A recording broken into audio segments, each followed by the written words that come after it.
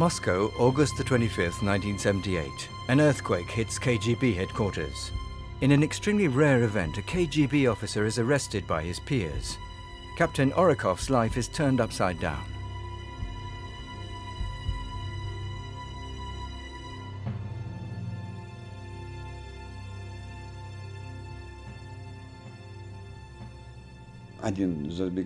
Someone came to see me in my office and said, "Listen, there's a superior who wants to see you urgently."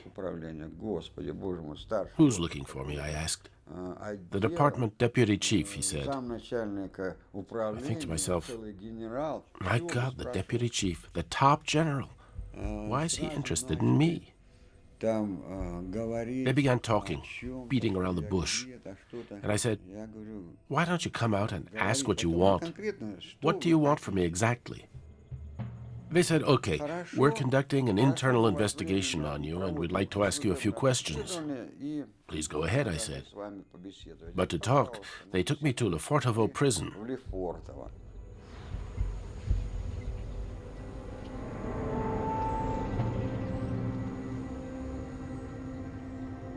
They put me into solitary confinement for 3 days, so that I could think things over, they said. Then they started to accuse me on specifics. "You've done this, you've done that, you warned this person and that person, you did this, you did that." I started to add up articles of the penal code in my head. At one point I thought, thank God I won't be shot.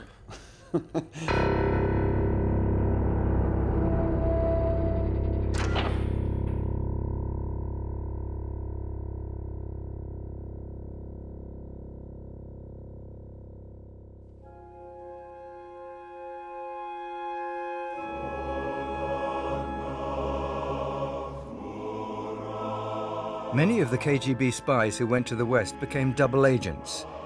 But there's only one case of an officer in charge of repressing dissidents who risked his life by joining their struggle for freedom. Viktor Orekhov is unique in the history of the Soviet Union. For 2 years, he protected dozens of dissidents, often without their knowledge. I went to Moscow to investigate his past and talk to dissidents and former members of the KGB. Viktor Orekhov left Russia, leaving no trace or any possibility of returning home. After months of investigation in Moscow, Kiev, Ankara, New York, and Los Angeles, I find Viktor Orekhov in the United States, where he lives an anonymous life, no identity, no telephone. Cut off from the world, without contact from family or friends, this man with an exceptional destiny has told his story to no one. For the first time since he left Russia, and after long reflection, Viktor Orekhov agrees to break years of forced silence, to leave his mark on history.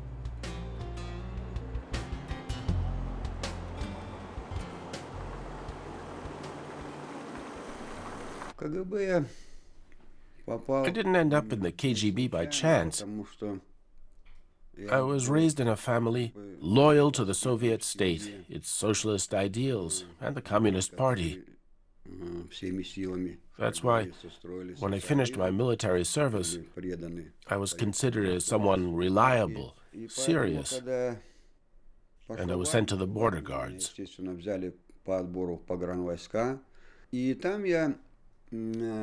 In the army, I was prepared to sit for examinations to enter the Kiev Polytechnic.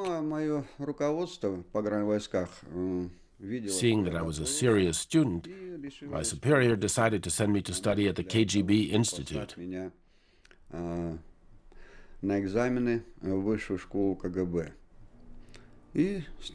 I began by studying Turkish culture and language, but also law, and especially techniques in intelligence and counterintelligence, everything that was top secret.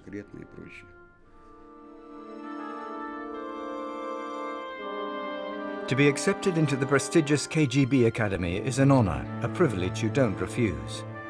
This is where future spies are trained and sent to Soviet embassies in the four corners of the world. Others, like Viktor Orekhov, remain in Moscow, where they'll be in charge of ideological control. I was extremely proud to find myself among KGB agents, as any young man would have been at the time. I knew that my work would involve great responsibility and that I would be part of the elite. Why do I say this? Everyone knew that the KGB was more important than any other state institution.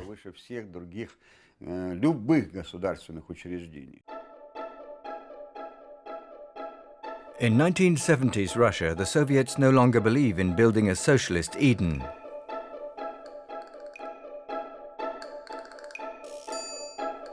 There's growing unrest. Threats to the system not only come from the West, but also from within. KGB Director Yuri Andropov responds by creating the 5th Department in charge of surveillance and the repression of dissidents.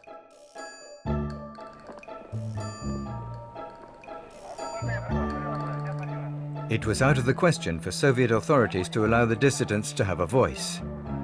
Viktor Orekhov and his colleagues at the KGB monitor the protesters' every move 24 hours a day, 7 days a week, 365 days a year. Author of a major work on the KGB's history, Evgenia Albats was one of the first to encounter Captain Orekhov and consult his file. Orekhov was a loyal and accomplished Soviet. He was convinced that the Soviet system was perfect, the best in the world. He worked in the 5th Department and knew its advantages. KGB agents who worked in the 5th Department had the right to read forbidden literature for research, such as Solzhenitsyn, or Orwell, the author of 1984 and Animal Farm. It was while reading Solzhenitsyn that Orekhov was deeply shocked.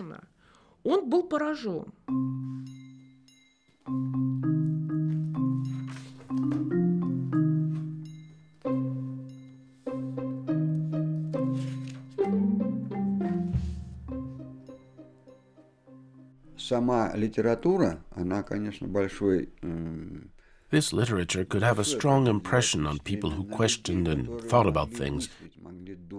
I think that at the time I had reached a certain maturity. I could reflect on things. And naturally, these books had a great influence on me. In particular, the Gulag Archipelago.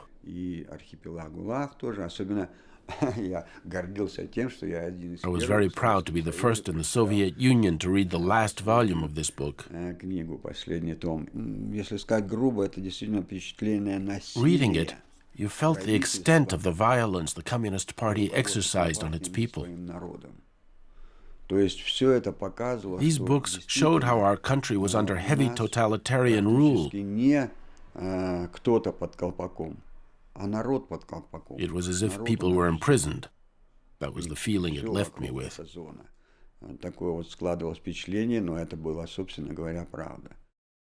Russian people begin to feel a need to open up to the outside world. They become aware of the system's failures and view their leaders with increasing contempt. The KGB, as the armed wing of the Soviet system, is seen as evil. This starts to play heavily on Orekhov's mind. He begins to ask questions. Should we punish young people searching for knowledge? He's deeply touched by them, whether they're dissidents or simply curious, anyone who takes risks to read forbidden literature. Viktor Orekhov begins to falsify his reports. You think you have a useful role in society, but at the same time you're aware of the horrible things you do. This weighed heavily on my mind.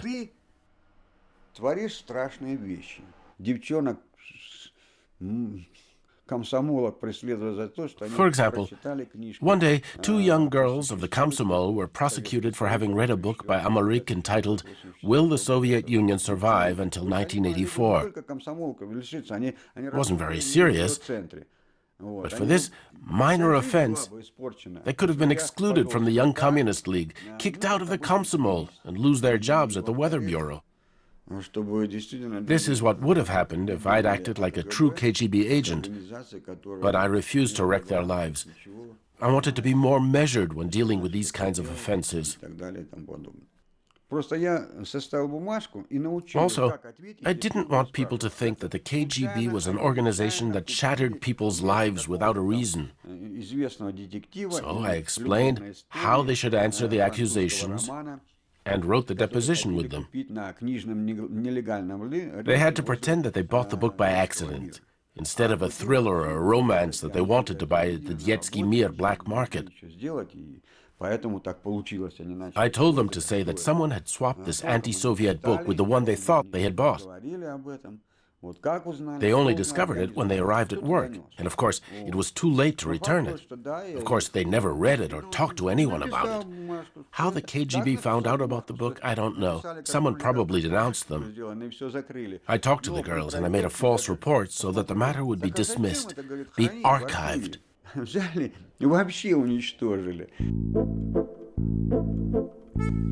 In order to improve its international image, the Soviet Union signs the 1975 Helsinki Accord, which commits it to respecting human rights. Now, those defending human rights in the USSR have a legal standing for their claims. Alexander Solzhenitsyn, Andrei Sakharov, Anatoly Marchenko, Josif Brodsky, Yuri Orlov, Vladimir Bukovsky, and Galina Wisniewskaja-Rostropovich, the leaders of the dissidents, strongly oppose political repression and demand freedom of expression. One of Captain Orekhov's jobs is to control demonstrations held by dissidents. The militia is in charge of the dirty work, but Orekhov and his colleagues at the KGB's 5th Department give the orders. In totalitarian countries, in closed societies, the authorities never know what they should be afraid of. The dissident movement was very small, but the authorities couldn't ignore it. It was very difficult to know and assess to what point the dissidents succeeded with the general population. Did their petitions and their speeches have any resonance? Did their protests have support from the general public? Did they join? Because of these unanswered questions, the KGB worked to exterminate these movements before they took root.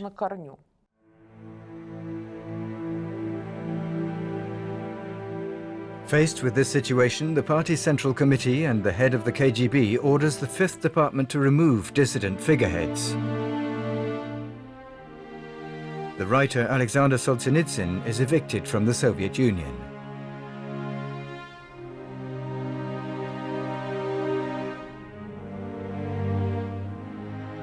Orekhov and his colleagues take turns monitoring Andrei Sakharov around the clock.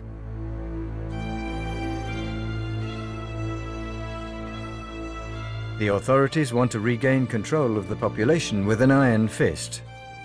For General Bobkov, director of the 5th Department, the primary objective is to protect the regime from the West.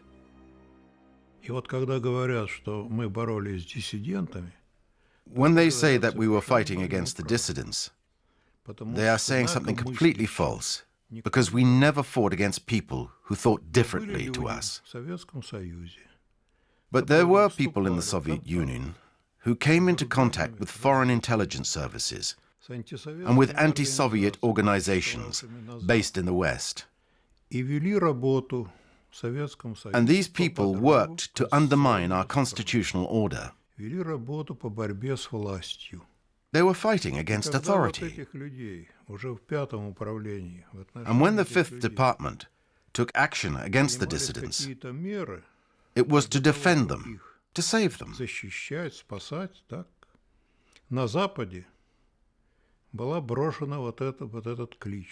The West began to protest, saying that we were persecuting the dissidents.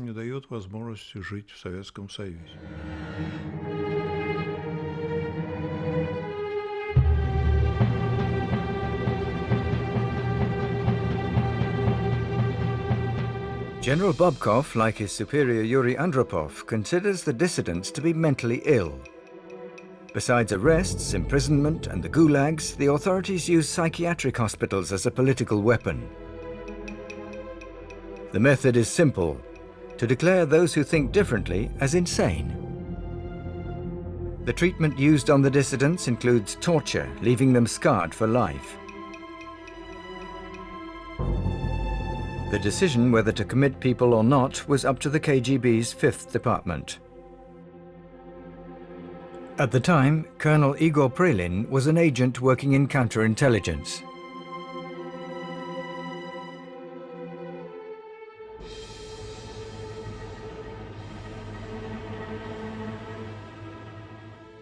If the Fifth Department had not been created in 1967, and if we had done nothing, then the disintegration of the Soviet Union would have started much earlier. The Fifth Department delayed the end of the USSR by 20 years. The Soviet Union has a paradoxical way of rewarding its people. The best officers, those who achieve the best grades, are sometimes given a trip to capitalist hell. In 1973, Viktor Orekhov is sent on a mission to Japan. The KGB had a reward system for their best officers. It was to send them abroad. I was sent with the Bolshoi Ballet and Theater Company to Japan. They went there each year for 2.5 months during the summer. They had a contract with a major Japanese TV station. We were sent as guardians, observers, you could say. As KGB agents, we were sent to monitor the performers.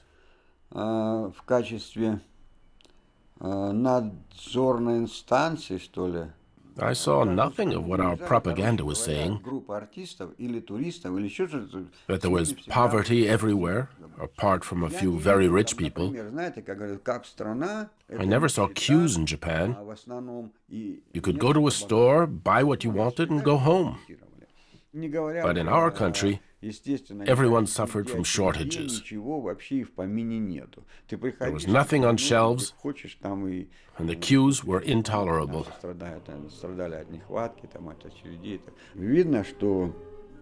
We could see that Japanese people weren't living the life that we had in the Soviet Union, or what was being portrayed by our media. This meant that the information we got at home was exactly the opposite of the truth, completely wrong.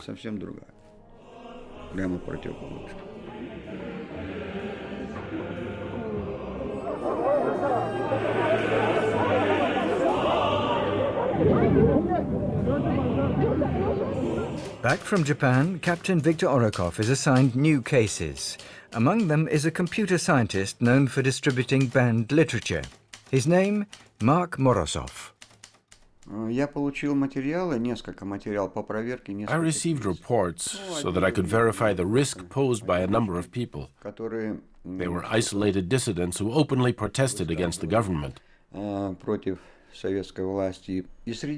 the reports was a file on Morozov. I tried to gain his confidence, but this was mostly to get hold of banned literature that I was interested in.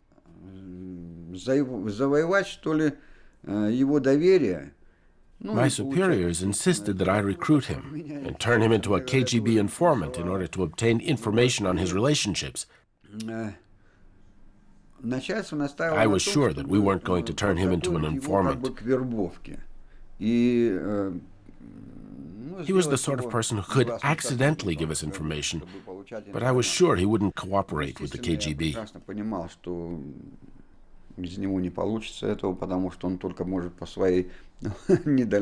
I borrowed some of his banned books, those that I would normally confiscate. What we should have done is the following.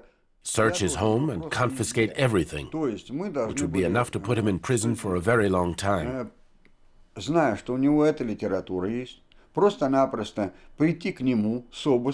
began to trust me, and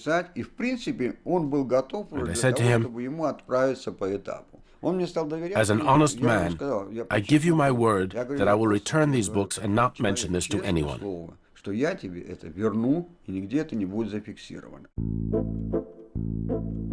The two men develop a friendship. Morozov, who trusts Orekhov, supplies him with forbidden literature. From now on, Orekhov's wish to do the right thing overrides any concerns for his own safety. He sees no future for a Soviet society based on fear and lies. He supports the dissidents' ideals and decides to help them. fully aware of the risks and without any illusion about the eventual outcome. I would pick a phone number, knowing that it was under surveillance. I then went to a phone booth and calmly called, talking with a handkerchief over the mouthpiece to disguise my voice and avoid any possible inquiry at a later date. I'd say, "This is a warning. Tomorrow you will be searched." Or, "Your phone is tapped, but not that of such and such." Or, "You must notify your friends and tell them to get rid of the contraband literature." That's what I was doing. Ludmila Alexieva is a very active dissident and one of the first to receive an anonymous call from Orekhov.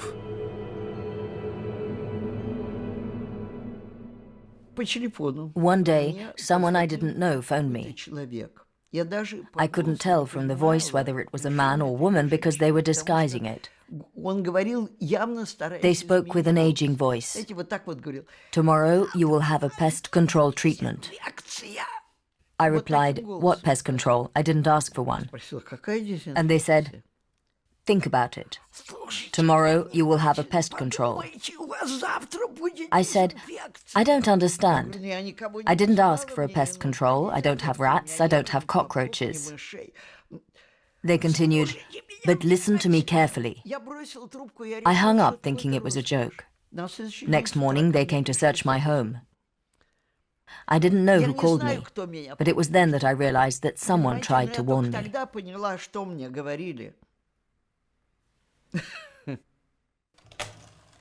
Alexander Podrabinek and his brother Kirill were in their 20s when they joined the dissidents.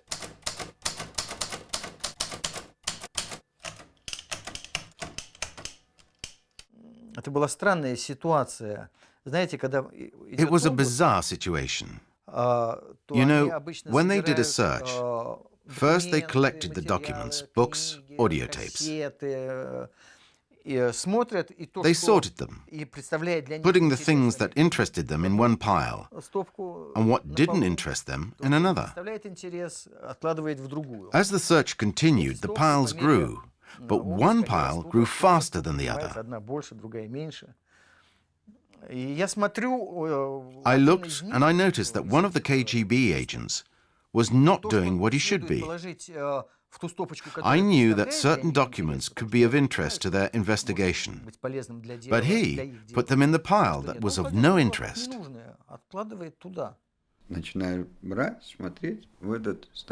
I started taking things and classified them in two different piles. I found something that interested us, I flicked through it, and I saw that it was exactly what we wanted. It was why we came here to search.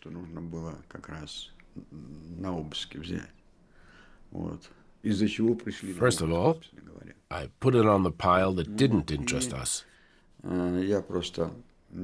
I then picked it up again, and I gave it to him. I told him, "This, put it where you want, it doesn't interest us." He looked at me strangely, as if he couldn't believe his eyes and ears. I was really surprised. I thought to myself, this guy is crazy. Maybe he's not really a KGB agent, or he's just young and incompetent. Years later, Orekhov told me that he did it deliberately because some documents could be dangerous. So he put them in the pile that was of no interest to the KGB. On the pretext of trying to recruit Mark Morozov as a KGB informant, Viktor Orekhov meets him to pass information on to the dissidents. A complicity forms between the two men. Mark Morozov often came to my home. He was very friendly, always willing to help others. However, he didn't appear to be someone you could fully trust or you could count on. He began to tell me about a KGB agent who, during the whole interrogation, said that he supported the dissidents and that he would like to help them. Morozov suggested that he would come to his place for tea. He asked me if I wanted to come and meet the KGB officer. I said definitely not, and added, Mark, I ask you, no, I insist, that you give up this idea. You can't let him into your home. Among his assignments, Captain Orekhov is put in charge of Alexander Gotovtsev-Rossiyski, a dissident who distributes anti-Soviet leaflets and never misses an event at Pushkin Square.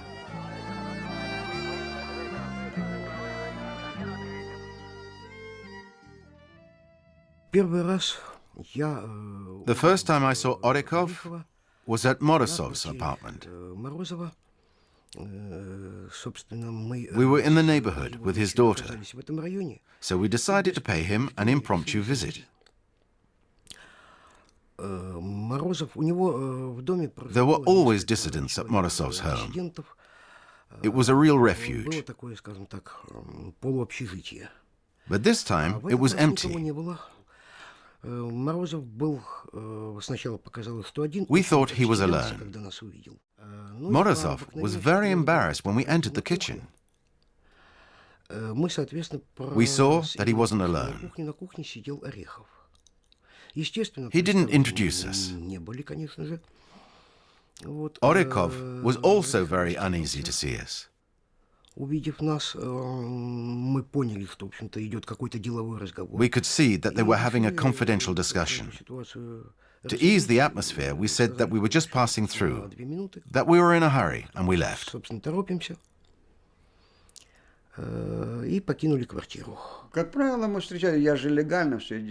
We would meet on official terms. We had a file on him, saying that he was a potential recruit, and I had to try and persuade him to cooperate with the KGB, so I had the right to meet him formally. Each time I met him, I made out a report. On each visit, I would bring a tape recorder, but before I turned it on, I warned him, from now on, anything you say will be recorded. I also received information from bug departments or from office colleagues who gave me information.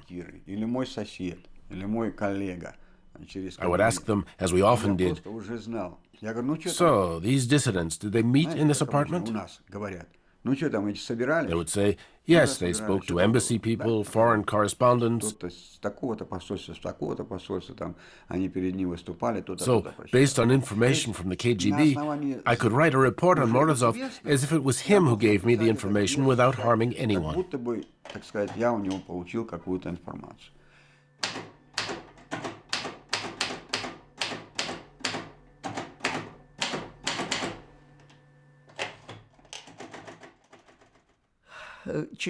A few days later, he came to my house and said that the KGB agent came to his apartment for tea and had a very interesting discussion. And I said to him, Mark, I asked you not to see him in your home. You promised me that you would refuse to see him, but you went and did it anyway. Forgive me, but from now on, I have to ask you to never come to my apartment again. I had no chance with other dissidents. I knew they wouldn't trust me. I knew much less about them than I did of Morozov. Besides, other KGB agents were assigned to their cases. What could I do? Go see them and say, hi, I'm from the KGB and I want to help you? And then what? It would have come out immediately, and the KGB would instantly know that one of their agents went to see these dissidents offering help. So I couldn't help them. It would have blown my cover.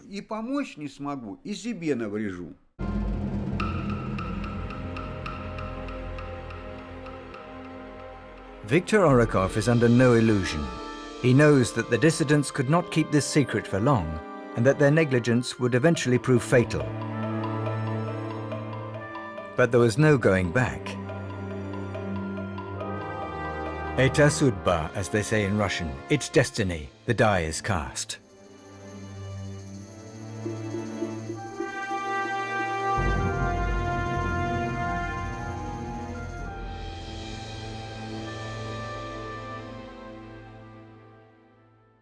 He started giving information on KGB activities using the dissident Mark Morozov as a go-between. The information was on upcoming raids, on arrests, or wiretaps. They had code names: T for Tatiana, an S for Sergei. Tatiana meant an apartment was bugged, and Sergei, a phone was tapped. As a KGB officer, he knew all about ongoing operations. He knew who was being watched, where they were put listening devices, and what the KGB was planning.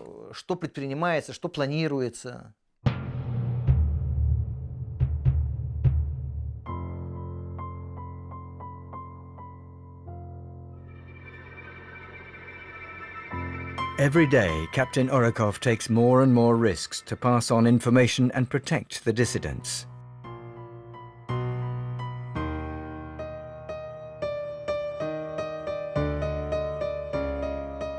Because Morozov's apartment is bugged, the KGB know that he's receiving information from one of their agents. Mark Morozov is arrested and imprisoned at Lefortovo.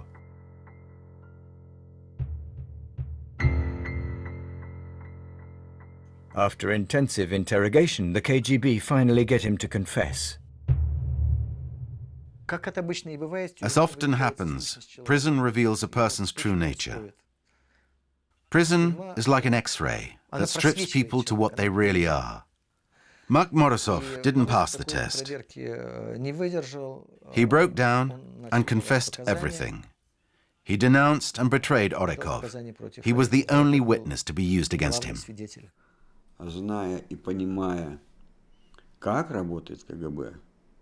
Knowing how the KGB works and how the dissidents used the information provided by Morozov, I doubted that this would last a long time.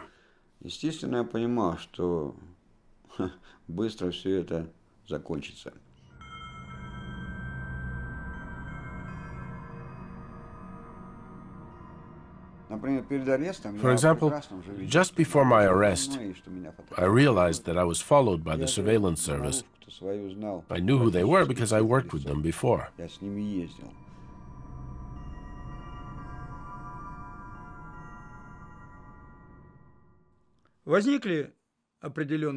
We began to have suspicions, as always happens in these types of cases. When there are leaks, an internal investigation takes place. We established Orekhov's involvement. He was arrested and sentenced to the Gulag for 8 years.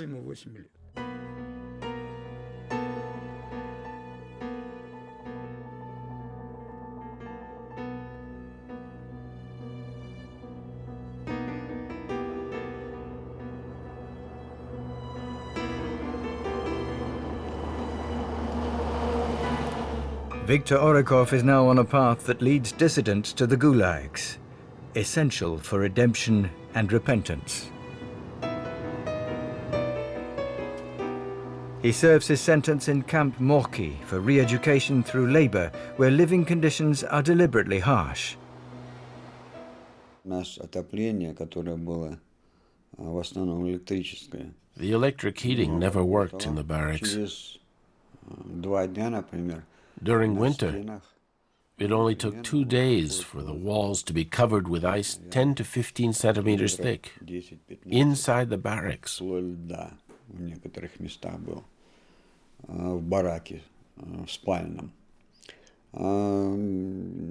often brought a piece of sheet metal into the barracks and lit a fire on top to keep warm.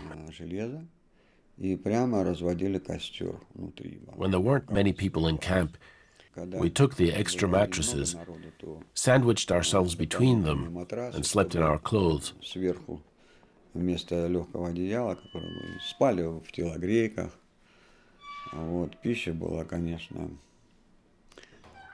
The food was horrible. Porridge of oats or buckwheat. We also had a soup with cabbage but there was no meat because the guards routinely stole it. Неважно какую, но в основном, и, естественно, это большинство вылавливалось. In a month, I lost 15 kilograms. После месяца на зоне я похудел на 15 килограмм.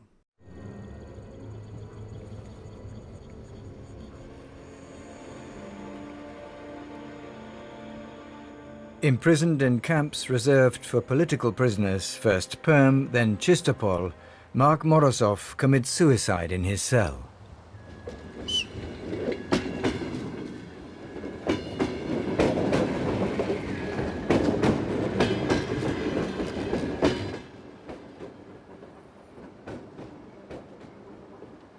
After 8 years in the gulags, Viktor Orekhov returns to Moscow. The country is in the midst of perestroika. He finds work in a factory warehouse and tries to start over again and rebuild his life. Times have changed. History proves Orekhov right, but it does him no good. The Berlin Wall falls. The Soviet Union breathes its last breath. The KGB is replaced by the FSB, but the men in power stay the same.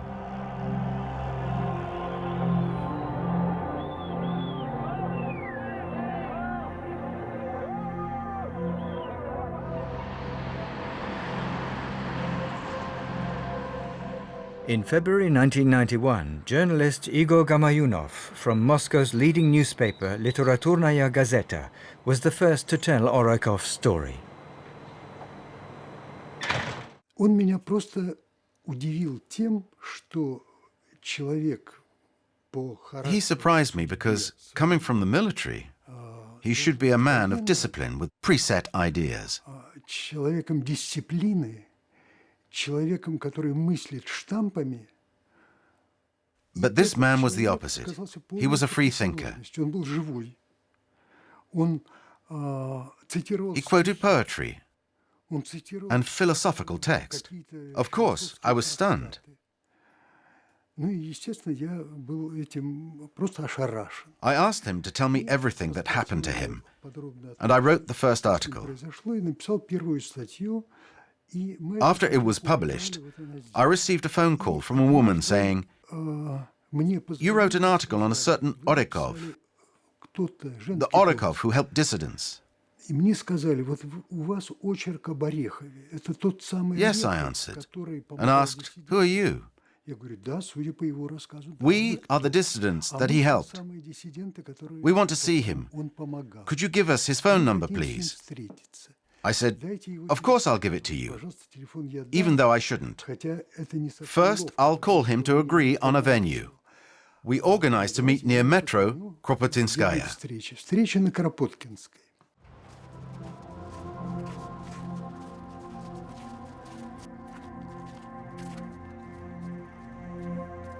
The dissident Kirill Podrabinek, Alexander's brother, had no idea that Viktor Orekhov protected him before he was arrested and sent to Siberia in 1978. It's a great surprise when he discovers that his guardian angel is still alive and back in Moscow. He naturally goes to the meeting organized by Igor Gamayunov.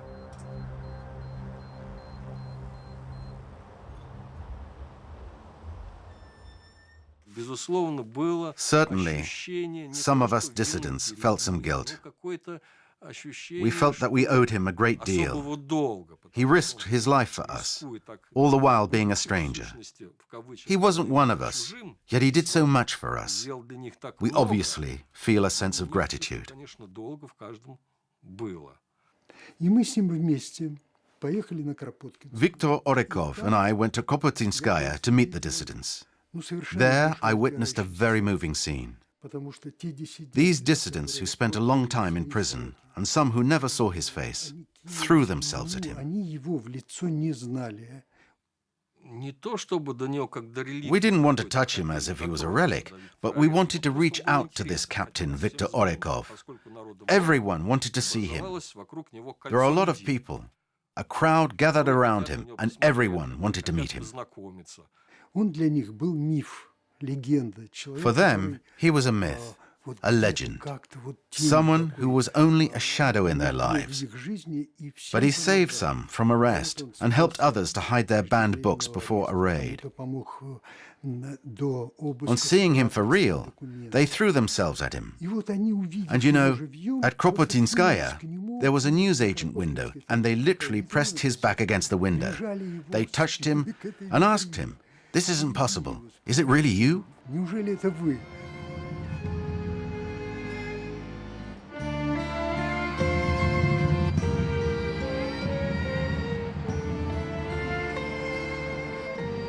A new life begins for Viktor. A new mission awaits him, this time alongside the dissidents.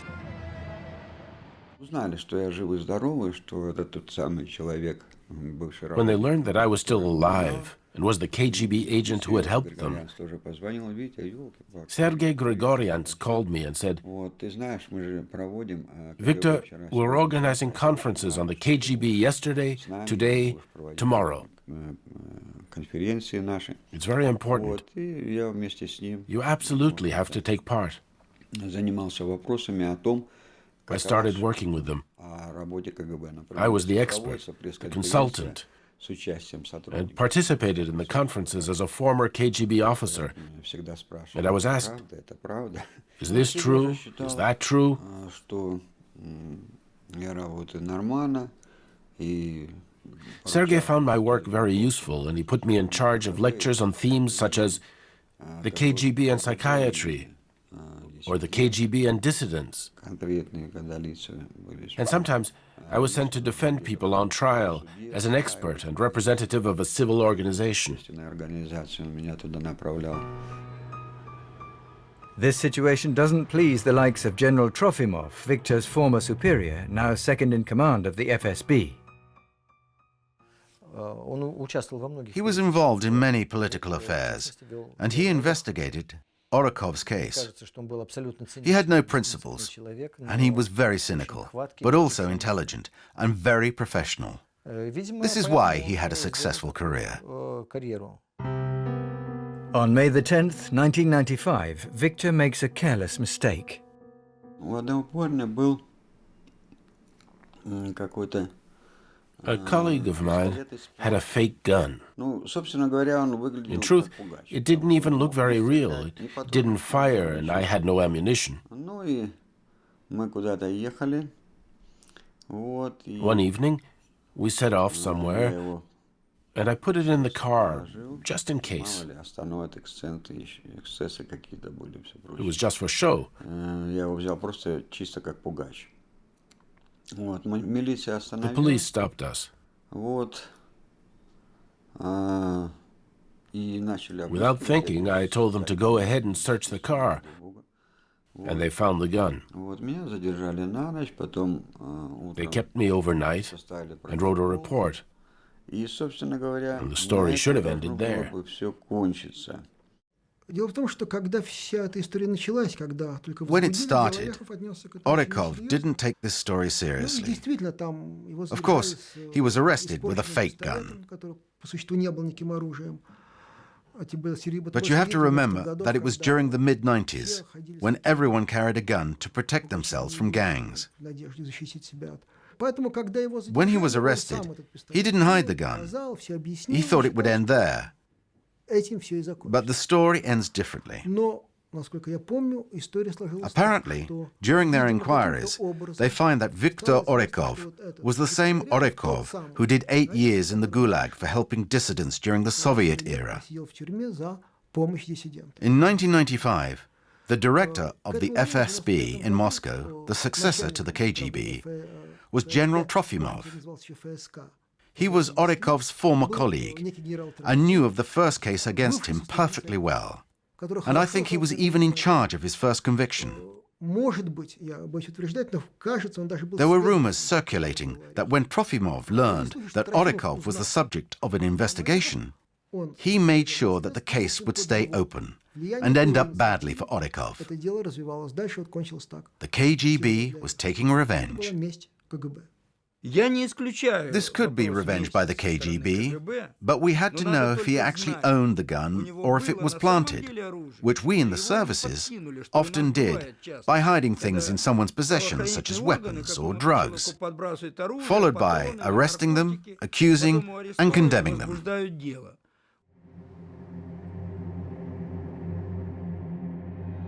On July the 21st, 1995, Viktor Orekhov goes to court feeling confident, but on hearing the verdict, he's in shock. He's sentenced to 3 years imprisonment in a labor camp for the re-education of repeat offenders.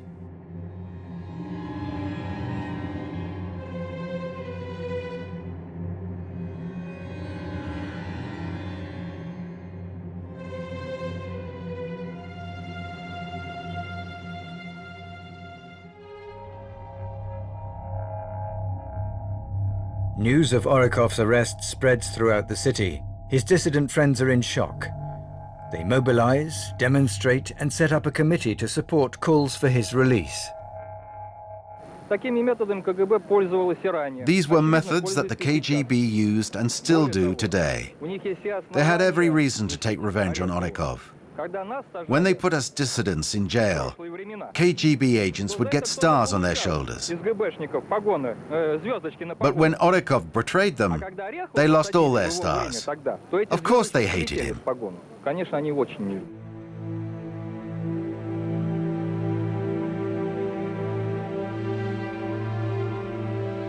In the meantime, Viktor Orekhov serves his sentence at Camp Chelyabinsk in the Urals. It's a hard labor camp for repeat offenders where cruelty and violence are part of daily prison life. No one can see in. It's another society with its own set of special rules. Thanks to the committee's actions and support, plus an appeal to the Supreme Court, Viktor Orekhov's sentence is reduced to 1 year.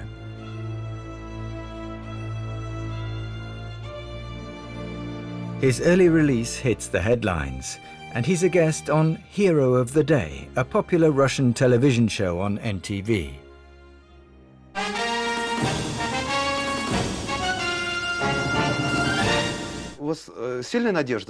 Do you have hope for the future to regain your strength and start a new and normal life?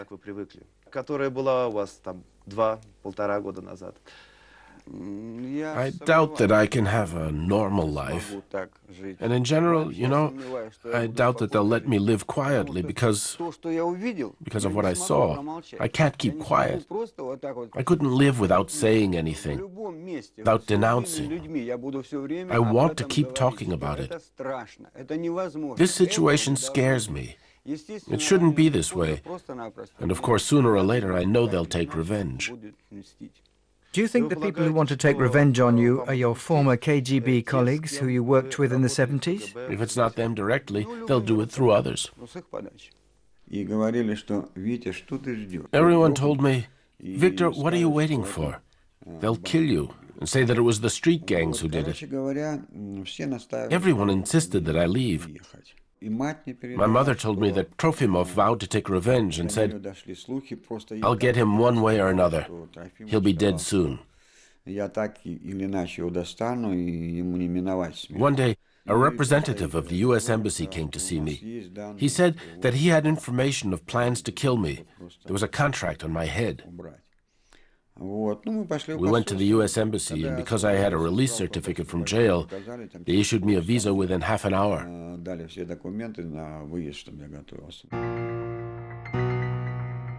On April the 11th, 1997, Viktor Orekhov goes into exile in the USA.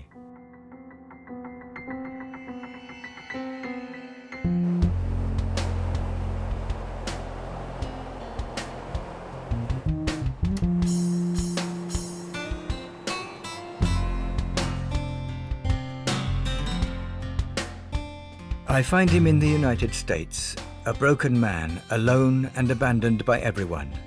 But despite everything, he has no regrets and insists that if he had to do it again, he would do it without hesitation. He's still consumed by nostalgia.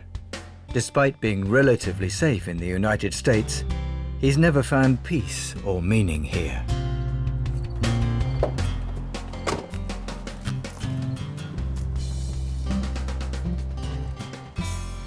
Hi, do you order pizza? Yep. How much? Oops. Careful. It's all what you have. Oh, Okay, thank you very much. Thank you. Have a good night.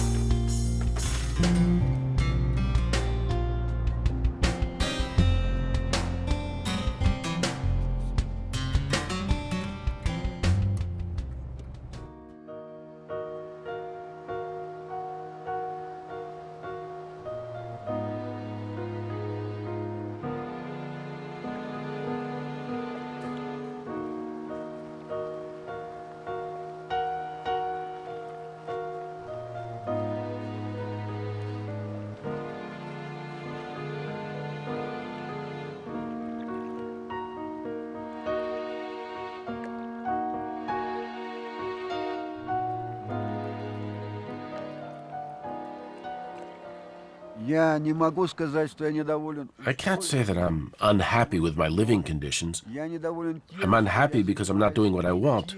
I'm not part of anything. Не участвую ни в каких мероприятиях и вообще. I'm like someone who, так, как бы, when you catch a ну, знаете, fish, когда instead of frying it, you put it in a small jar and say, let it rot here until it dies. Ну, пускай живет, может, проживет столько. That's exactly what it feels like here. Такое же состояние, абсолютно.